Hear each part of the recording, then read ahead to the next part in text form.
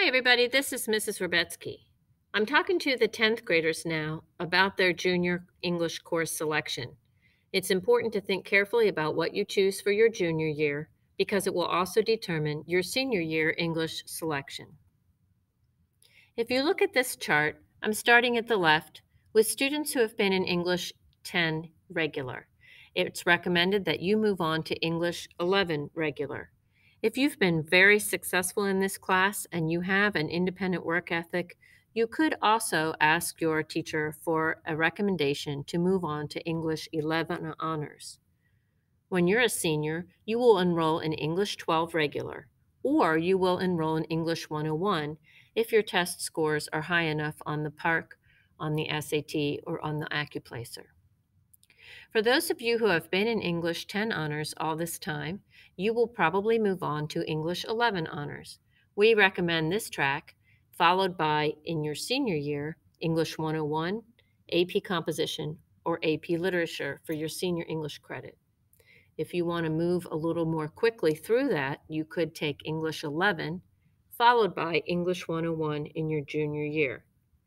We do not recommend that you move immediately from English 10 to English 101 because you'll be skipping a very important year of American literature that has some pretty important implications for your later success in high school and college.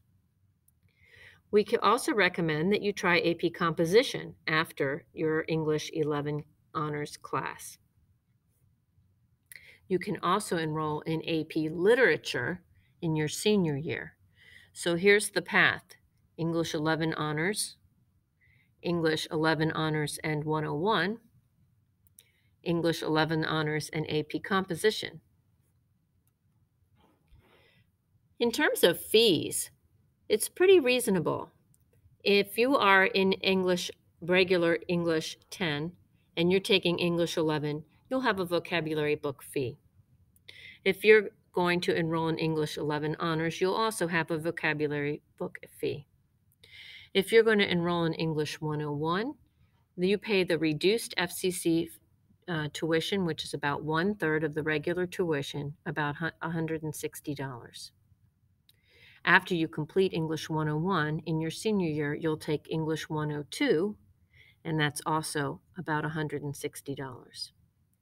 If you're taking AP Composition or AP Literature, the exam fee is about $100. So how do you get there? So when you're moving on from English 10 to English 11 honors, your best measure is how successful you have been in English 10 honors. If you're moving on to take English 101 after the successful completion of English 11, which is highly recommended, you will also need a qualifying score on the AccuPlacer, the SAT, or the PARCC. You apply to FCC and complete their paperwork and fees, and you'll see your guidance counselor for that information. If you choose to take AP Composition in 11th grade and then followed by AP Literature in 12th grade, you're looking to have been in Honors English 11 all throughout high school with a 3.0 average, and you are expected to attempt the exam. So what do you need to be successful in these courses? English 11 regular covers the time periods of American literature. There's extensive vocabulary and grammar and writing and reading support. In English 11 honors, this course moves a little bit more quickly, and it covers all the time periods of American literature with major authors and literary movements. English 11 honors is a strong foundation in American literature, and that will impact your success on AP classes, in SAT, in American history, and in post-high school studies. Most of the SAT materials that you will be taking on the SAT come from a good foundation in English 11 honors American literature. If you choose to move on to English 101 after English 11 honors or in substitute of English 11 honors, you need to be a student who has strong grammar and vocabulary skills and be a very highly motivated, independent learner.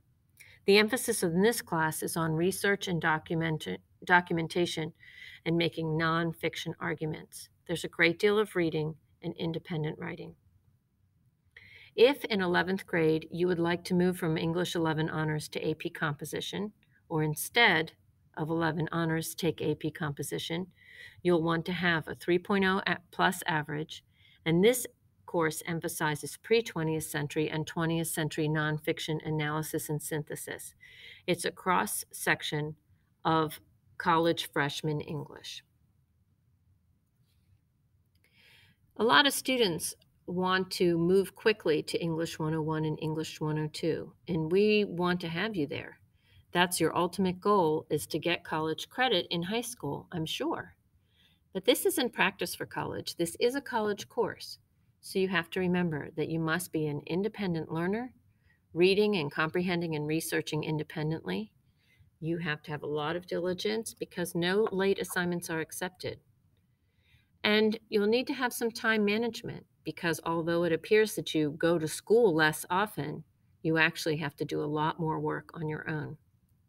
You'll need self-advocacy and communication.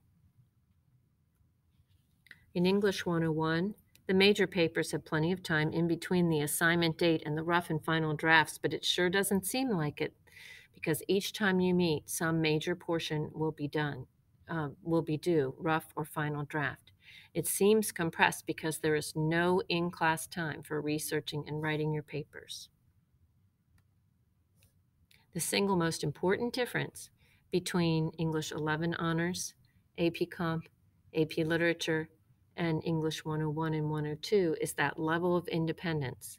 In English 101 and in 102, the communication is between the instructor and the student. In AP Literature and AP Composition, you must also be a very independent learner.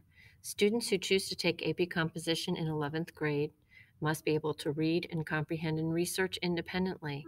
They need a lot of diligence and follow-through, good time management, self-advocacy, and communication. English 12 regular is the college and career preparatory course. If you've already achieved your CCR by grade 11, you should be taking AP or 101 courses. There's a lot of guided reading and writing practice and some group projects. Your focus in English 12 is going to be on the self as a learner and explore what future opportunities there are post-high school. You will be able to take English 101 in the spring if you're qualified after you have your English 12 credit.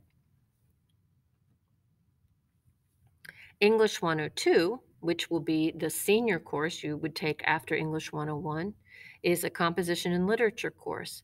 It's less intensive than AP Literature, and it's a survey of drama, poetry, and short story. There are no novels. There are 3 extended papers, and you review some of the literary study that you did in grades 9, 10, and 11. In English 102, you also earn 3 college credits, but you're looking at literature from a personal experience lens. How do you respond personally to this literature? So, what are your next steps? Well, first of all, you need to talk to your English teacher. You need to talk to your parents about your options. You really should choose based on your realistic expectations for your junior and senior years and how English will balance with the other courses that you are considering. Look at the colleges that you might be interested in and their entrance requirements to see if their emphasis is more on English 101 or dual enrollment or a deep knowledge of AP.